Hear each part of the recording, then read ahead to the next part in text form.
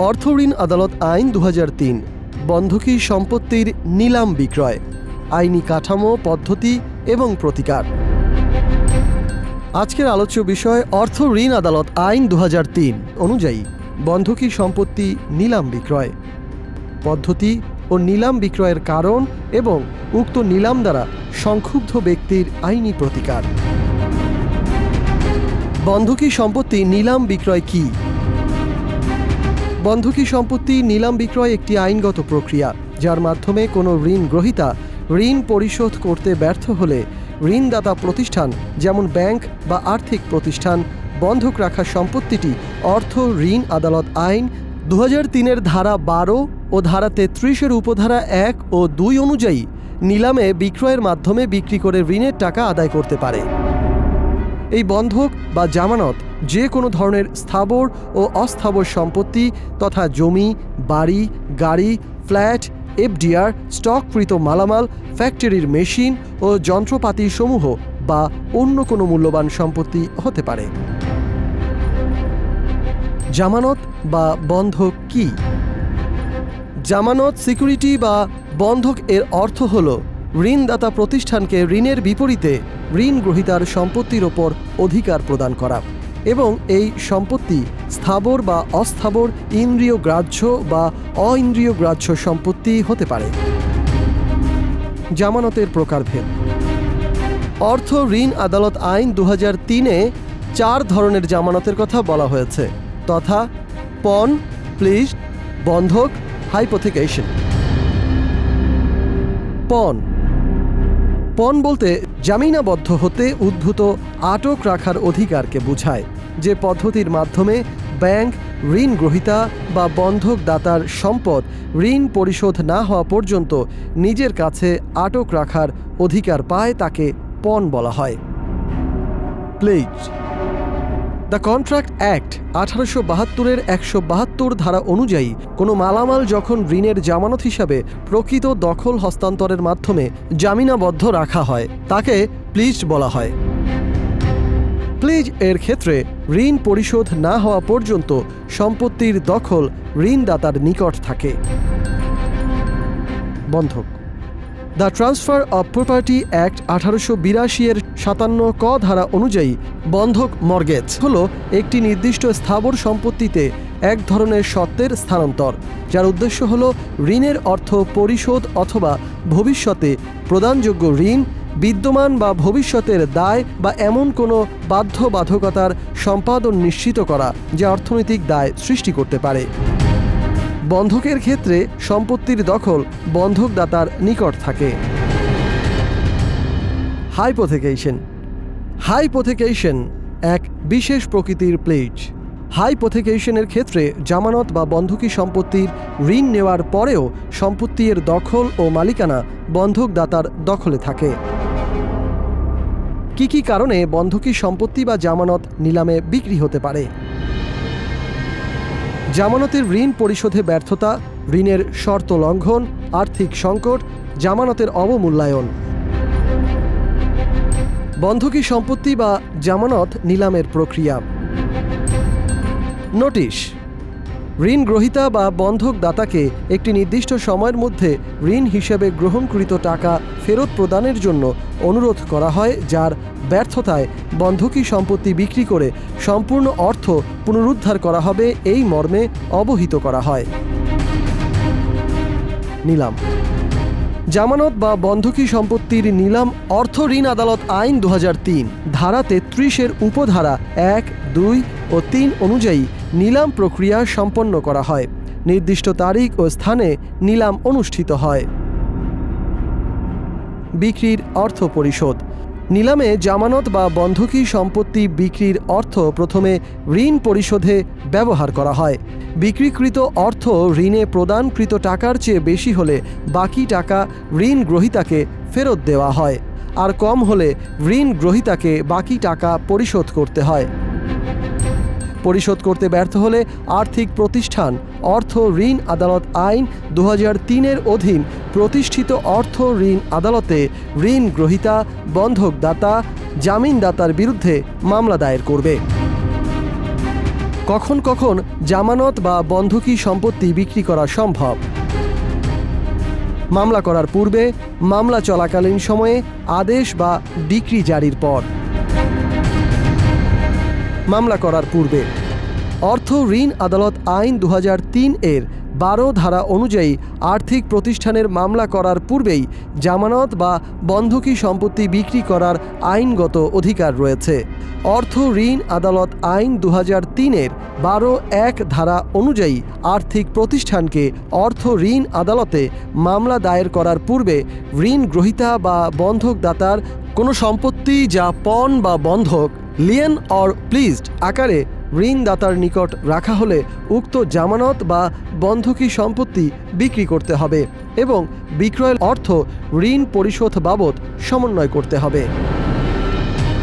অর্থ ঋণ আদালত আইন 2003 এর 12(3) ধারা অনুযায়ী ব্যাংক বা আর্থিক প্রতিষ্ঠানগুলোকে অর্থ ঋণ আদালতে মামলা দায়ের করার পূর্বে ঋণ গ্রহীতা বা বন্ধকদাতার কোনো স্থাবর সম্পত্তি, বন্ধক অথবা অস্থাবর সম্পত্তি হাইপোথেকেশন আকারে ঋণ গ্রহীতার নিকট রাখা হলে তাহলে উক্ত জামানত বা বন্ধকি সম্পত্তি বিক্রি করতে হবে এবং বিক্রয় লব্ধ অর্থ ঋণ পরিশোধ বাবদ সমন্বয় করতে হবে।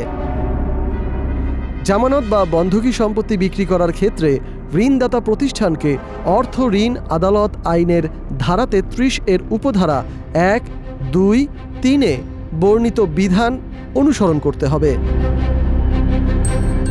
মামলা চলাকালীন সময়ে আর্থিক প্রতিষ্ঠান মামলা চলাকালীন সময়ে আদালতের অনুমতি নিয়ে জামানত বিক্রি করতে পারে। অর্থ ঋণ আদালত আইন 2003 এর 12(2) ধারা অনুযায়ী মামলা চলাকালীন সময়ে পণ বা বন্ধক আকারে রাখা বন্ধকদাতার বন্ধকি সম্পত্তি বা জামানত বিক্রয়ের জন্য আর্থিক প্রতিষ্ঠান আদালতের নিকট আবেদন করতে পারেন এবং আদালত আইন অনুযায়ী আবেদনটি নিষ্পত্তি করবেন। আদেশ বা ডিক্রি জারির পর অর্থ ঋণ আদালত আইন 2003 এর ধারা 33 এ আদেশ বা ডিক্রি জারির পর নিলাম বিক্রির পদ্ধতি সম্পর্কে বিধান প্রণয়ন করা হয়েছে। অর্থ ঋণ আদালত আইন 2003 এর ধারা 33(1) অনুযায়ী বিজ্ঞপ্তি প্রকাশের তারিখ থেকে 15 দিনের মধ্যে আদালত সিল মোহরকৃত দরপত্র আহ্বান করবে। আদালত উক্ত নিলাম বিজ্ঞপ্তি জাতীয় বা স্থানীয় দৈনিক পত্রিকায় প্রকাশ করবে। বিস্তারিত নিলাম পদ্ধতি প্রত্যেক দরদাতাকে তাদের উদ্ধৃত দর অনুযায়ী আদালতের অনুকূলে নির্দিষ্ট পরিমাণ জামানত জমা দিতে হবে। জামানত নির্ধারণের হার নিম্নরূপ: উদ্ধৃত দর অনূর্ধ্ব 10 লক্ষ টাকা হলে উদ্ধৃত দরের 20% সমপরিমাণ টাকা। উদ্ধৃত দর 10 লক্ষ টাকা থেকে 50 লক্ষ টাকার মধ্যে হলে উদ্ধৃত দরের 15% সমপরিমাণ টাকা। উদ্ধৃত দর 50 লক্ষ টাকা থেকে অধিক হলে উদ্ধৃত দরের 10% সমপরিমাণ টাকা। অর্থ ঋণ আদালত আইন 2003 ধারা 33(2) এ বর্ণিত অর্থ জামানত স্বরূপ ব্যাংক ড্রাফট বা পে অর্ডার আকারে দরপত্রের সাথে জমা দিতে হবে। অর্থ ঋণ আদালত আইন 2003 ধারা 33(2) সর্বোচ্চ দরদাতাকে উদ্ধৃত দরের সম্পূর্ণ মূল্য নিম্ন বর্ণিত সময়সীমার মধ্যে পরিশোধ করতে হবে। 10 লক্ষ টাকার মধ্যে হলে 30 দিনের মধ্যে, 10 লক্ষ থেকে 50 লক্ষ টাকার মধ্যে হলে 60 দিনের মধ্যে, 50 লক্ষ টাকার বেশি হলে 90 দিনের মধ্যে। সর্বোচ্চ দরদাতা নির্ধারিত সময়ের মধ্যে বাকি অর্থ জমা পরিশোধে ব্যর্থ হলে আদালত জামানতের টাকা বাজেয়াপ্ত করবে এবং বিক্রয়ের প্রস্তাব দ্বিতীয় সর্বোচ্চ দরদাতাকে দিতে পারে। দ্বিতীয়বার নিলাম বিক্রয়। যদি প্রথম নিলামে সম্পত্তি বিক্রয় করা সম্ভব না হয় তাহলে একই প্রক্রিয়া অনুসরণ করে দ্বিতীয় নিলামের ব্যবস্থা করা হবে। আদালত পুনরায় 2টি জাতীয় দৈনিক ও প্রয়োজনে স্থানীয় পত্রিকায় বিজ্ঞপ্তি প্রকাশ করবে। নোটিশ বোর্ডে নোটিশ টাঙানো ও ঢোল শহরতের মাধ্যমে সিল মোহরকৃত টেন্ডার আহ্বান করবে। নির্দিষ্ট বিধানগুলো অর্থাৎ উপধারা 2, 2 ক, 2 খ, 2 গ ও 3 অনুসরণ করে বিক্রয় প্রক্রিয়া সম্পন্ন করতে হবে। Certificate issue. যদি আর্থিক প্রতিষ্ঠান অর্থ ঋণ আদালত আইন 2003-এর ধারা 33-এর উপধারা 1 ও 4-এর অধীনে একাধিকবার বন্ধকি সম্পত্তি নিলামে বিক্রি করতে ব্যর্থ হয়, তাহলে অর্থ ঋণ আদালত আইন 2003-এর 33(5) ধারার অধীনে সম্পত্তির দখল ও ভোগের অধিকারের জন্য আদালতের নিকট আবেদন করতে পারবে এবং আদালত যথাযথ প্রক্রিয়া অনুসরণ করে সেই মর্মে একটি সার্টিফিকেট ইস্যু করবে।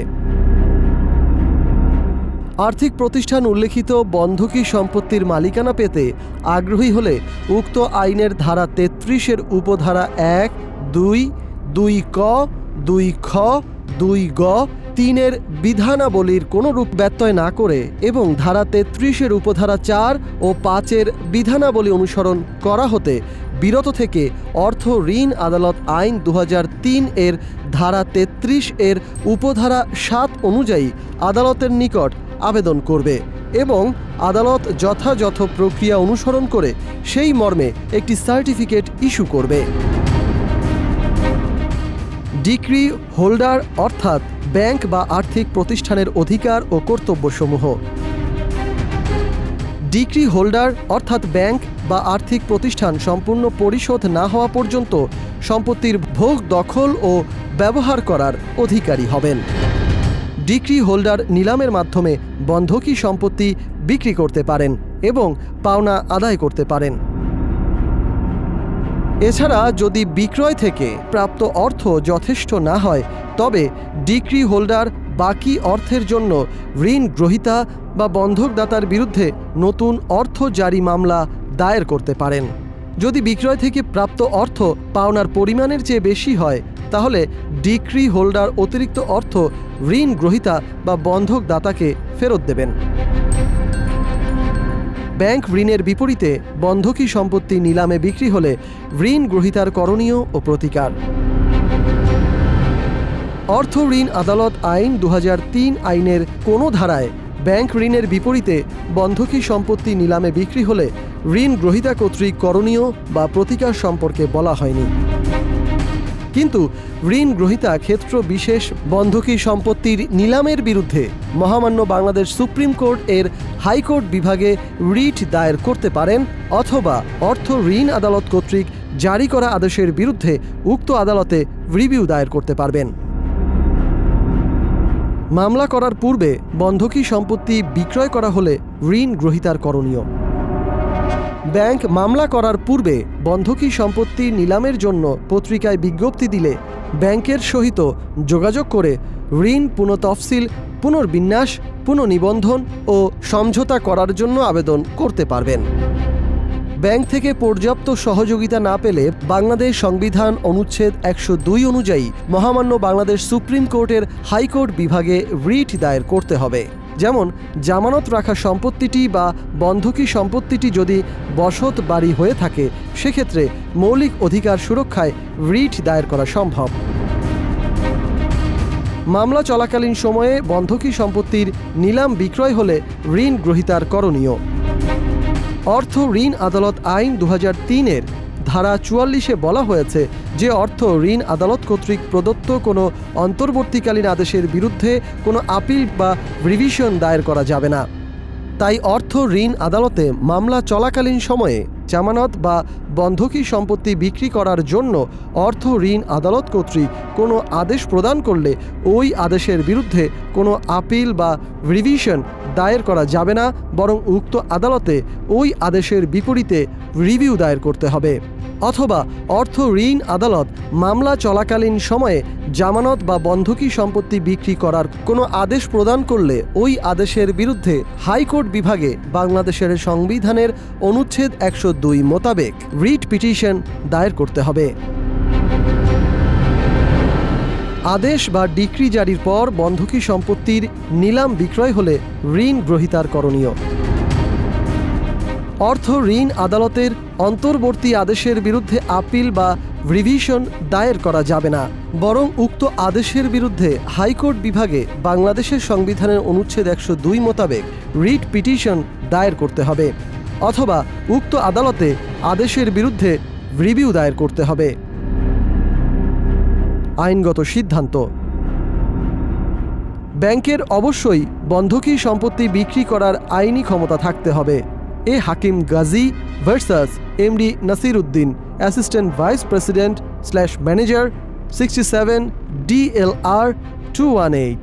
অবৈধ বা অনিয়মতান্ত্রিক নিলাম বিক্রির কারণে সম্পত্তির মালিকের কোনো ক্ষতি হয়ে থাকলে ক্ষতিগ্রস্ত মালিক সংশ্লিষ্ট ব্যাংকের বিরুদ্ধে মামলা দায়ের করতে পারবেন। Rex apparels private limited versus Bangladesh, 21 BLC 395। ঋণ গ্রহীতা ডিক্রিকৃত অর্থ পরিশোধের মাধ্যমে আদালতের অনুমতি নিয়ে প্রাইভেট সেলের মাধ্যমে সম্পত্তি বিক্রি করতে পারবেন। অগ্রণী ব্যাংক ভার্সাস আনোয়ারুল বাশির খান, 19 BLC AD 120।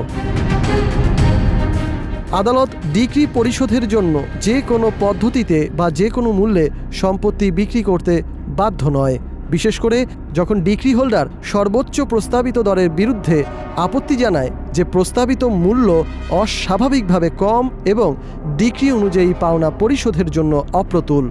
অগ্রণী bank limited versus secretary, ministry of law, justice and parliamentary affairs, 20 BLC 329।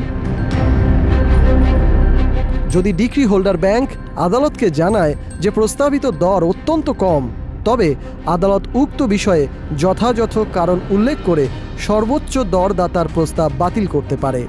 Dutch Bangla bank limited versus অর্থ ঋণ আদালত, 68 DLR 340।